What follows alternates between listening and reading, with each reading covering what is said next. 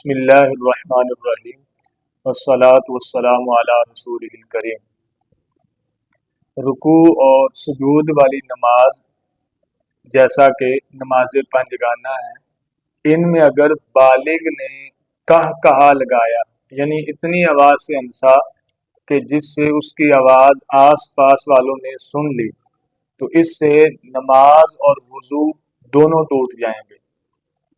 اور اگر وہ صرف ہنسا ہے یعنی اتنی آواز میں ہنسا کہ جس کی آواز اس نے خود سنی ہے، آس پاس والوں نے نہیں سنی، تو اس سے نماز ٹوٹ جائے گی، وضو نہیں ٹوٹے گا۔ اور اگر وہ نماز کے دوران مسکرایا یعنی جس سے اس کے صرف دانت ظاہر ہوئے، آواز پیدا نہیں ہوئی، تو اس صورت میں نماز اور وضو دونوں ہی نہیں ٹوٹیں گے۔ البتہ یہ نماز کے ادب کے خلاف ہے کہ نماز میں مسکرایا جائے۔